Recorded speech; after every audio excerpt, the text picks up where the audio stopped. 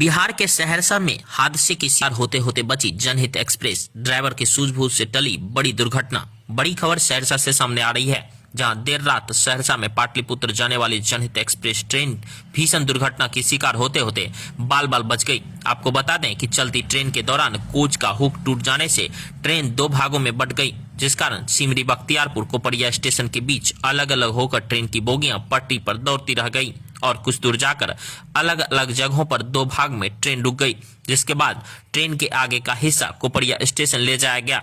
इस बीच ट्रेन में सवार यात्रियों के बीच हड़कंप मच गया। ट्रेन में सफर करने वाले यात्रियों का कहना है कि ट्रेन सहरसा रेलवे स्टेशन से रात्रि के 11:20 में सहरसा पाटलिपुत्र जाने के लिए खुली थी और सिमरी बख्तियारपुर स्टेशन होते हुए रात्रि में कोपरिया रेलवे स्टेशन पहुंचने ही वाले थी।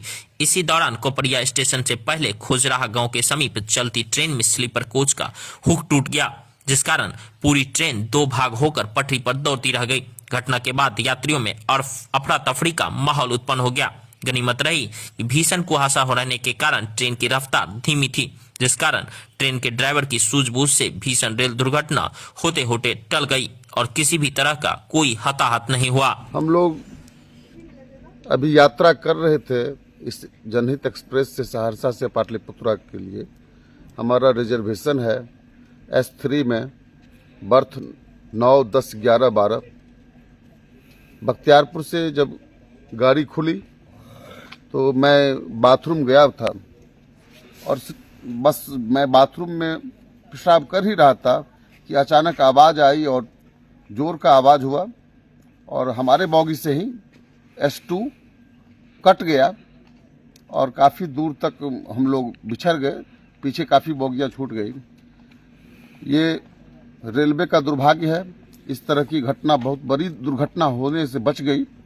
हम धन्यवाद देते हैं ट्रेन के ड्राइवर को, चालक को, कि कुहासा के कारण लगभग 40 के स्पीड में ही गाड़ी थी।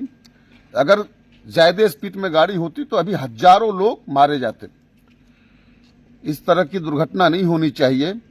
जब भी कोई ट्रेन अपने मुख्य स्थल से निकलती है गंतव्य के लिए तो इसकी जांच होनी चाहिए, जिस तरह से पूर्व में भी पहले सभी गाड़ियों की जांच होती थी, बिजली की, पानी का और उसके नट बोल्ट का। ये सारा कुछ रेल प्रशासन की जिम्मेवारी है।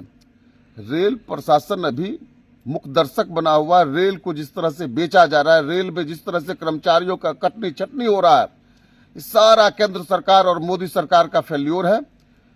इस तरह से जो ट्रेन दुर्घटनाएं बढ़ रही है, कभी ट्रेन में आग लग रहा है, कहीं ट्रेन पे ट्रेन चल रहा है, कहीं डिरेल हो रहा है ट्रेन। और हम लोग कोसी इलाके के लोग, ट्रेन हादसे में क्या दुर्घटना, आदमी का या हताहत भी हुई है क्या कुछ? जी नहीं, एक भी आदमी हताहत नहीं हुई।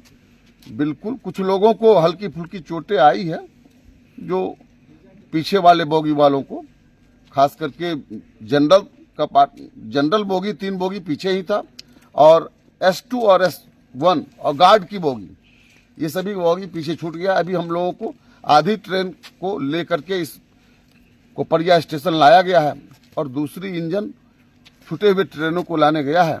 बहुत सारे बच्चे इस ट्रेन में सफर कर रहे हैं, जिसका कल इंटरव्यू होना है, जिसका एग्जाम होना है। और हम सरकार से मांग करते हैं, खास करके बिहार सरकार से, जिन बच्चों का कल इंटरव्यू है, जिन बच्चों का एग्जाम है, उन्हें पहुंचने में अब विलम्ब होगी, उनको मौका पुनः सरकार दे और इस तरह की दुर्घटना से बचाया जाए और इसका गहन जांच हो। क्या नाम हुआ? मनोज पासवान।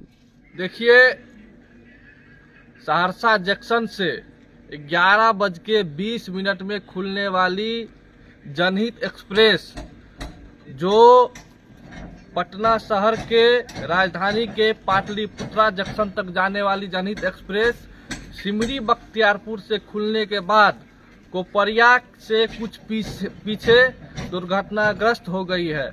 इस दुर्घटना का ये कारण था कि S2 और S3 के बीच जो डब्बा को जोड़ने वाली हुक है, हुक टूट जाने के कारण ये दुर्घटनाग्रस्त हुई है। ये रेल सरकार और रेल प्रशासन की फेल्योर व्यवस्था है। सरकार और रेल की प्रशासन उस पे अभी तक जितनी भी कार्रवाई हो रही है उस पे कोई ध्यान नहीं दिया है, जिसके कारण आज हजारों यात्री आज बच गए हैं। ये ऊपर वाले की देन है जो हम लोगों की जिंदगी आज बची है, नहीं तो ये पूरे तरीके से एक भयानक दुर्घटना का शिकार होती। आपको बता दे, जब ये हुक टूटी हुई थी तब S2 और S3 के बीच का जो डिस्टेंस है लगभग 500 मीटर की दूरी थी। गनीमत ये रही कि ट्रेन धीमी गति से चल रही थी, इसीलिए हम लोगों की जान बच गई।